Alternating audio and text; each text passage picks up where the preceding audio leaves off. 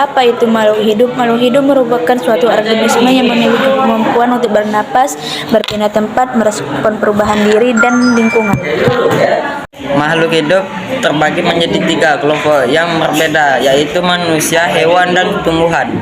Ciri-ciri makhluk hidup yaitu satu, bernapas. Bernapas yaitu proses menghirup oksigen O2 yang ada di lingkungan dan mengeluarkan gas buangan CO2 atau karbon dioksida.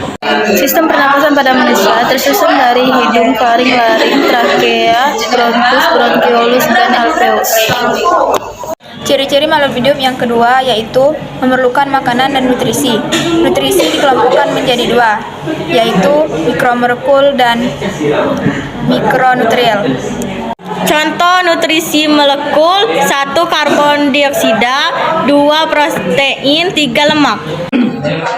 Nutrisi mikronutrien meliputi 1 vitamin, 2 mineral. Ciri-ciri makhluk hidup yang ketiga, bergerak. Bergerak adalah suatu bentuk reaksi makhluk hidup terhadap rangsangan.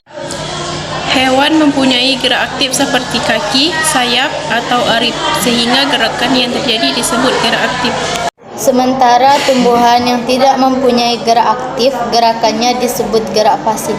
Ciri-ciri makhluk hidup yang keempat yaitu peka terhadap rangsangan. Peka terhadap rangsangan berarti makhluk hidup yang peka terhadap perubahan di sekitarnya. Ciri-ciri makhluk hidup yang kelima, bertumbuh dan berkembang. Berkembang artinya perubahan volume, ukuran, tinggi, lebar, suhu makhluk hidup. Berkembang artinya proses menuju dewasa yang dapat balik dan tidak dapat diukur. Hidup yang keenam yaitu berkembang biak. Berkembang biak adalah cara makhluk hidup untuk membuat keturunan. Berkembang biak ada 2 cara, yaitu 1 generatif dan 2 vegetatif. Ciri-ciri makhluk hidup yang ketujuh adalah mengeluarkan zat sisa. Proses pengeluaran zat sisa pada makhluk hidup disebut ekskresi. Sisa pada proses oksidasi antara lain uap air dan karbon dioksida. Sisa ini dikeluarkan melalui alat pernapasan seperti paru-paru pada manusia dan insang pada ikan. Ciri-ciri makhluk hidup yang kedelapan yaitu beradaptasi. Adaptasi adalah penyesuaian diri yang dilakukan makhluk hidup terhadap lingkungannya. Kemampuan beradaptasi berperan penting dalam kehidupan yang terhindar dari ancaman kepunahan. Nah, jadi itulah makhluk hidup beserta ciri-cirinya, dan selanjutnya kami akan membahas pencemaran lingkungan.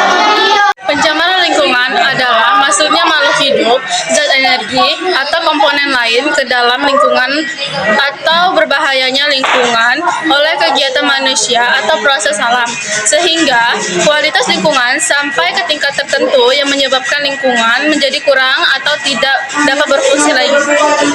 Pencemaran dapat timbul akibat kegiatan manusia ataupun disebabkan oleh alam.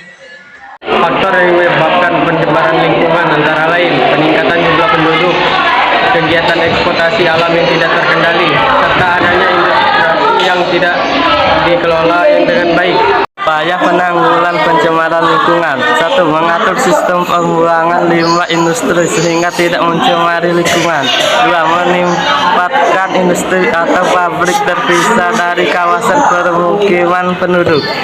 Pencemaran lingkungan terbagi 3, yaitu pencemaran air, pencemaran tanah, pencemaran udara. Pencemaran air adalah peristiwa masuknya zat atau komponen lain ke dalam perairan. Upaya pencegahan pencemaran air: 1. Melakukan pengolahan limbah yang benar. 2. Menggunakan bahan-bahan yang ramah lingkungan. 3. Tidak membuang sampah di sungai atau sumber air lainnya. 4. Rutin membersihkan saluran air. 5. Menanam pohon di setiap lahan yang tersedia. Dampak pencemaran air adalah menurunnya kadar oksigen terlalu dalam air tersebut. Pencemaran tanah adalah adanya bahan kimia seperti polutan atau kontaminan yang berada di dalam tanah serta besar menjadi racun. Pencemaran tanah dapat menimbulkan dampak negatif tidak hanya di lingkungan namun juga manusia itu sendiri. Upaya pencegahan pencemaran tanah: 1. Tidak membuang sampah sembarangan. 2. Mengurangi penggunaan pestisida dan pupuk kimia. 3. Bioremediasi. 4. Penggunaan 3R. 5. Remediasi. 6. Membuat perkebunan alami. Pencemaran udara adalah kurangnya kualitas udara yang disebabkan oleh masuknya unsur berbahaya atau atmosfer. Upaya pencegahan pencemaran udara adalah dengan mengurangi aktivitas menggunakan kendaraan bermotor atau bermobil dan beralih dengan bersepeda, berjalan kaki. Kedua, mengurangi aktivitas pembakaran lahan.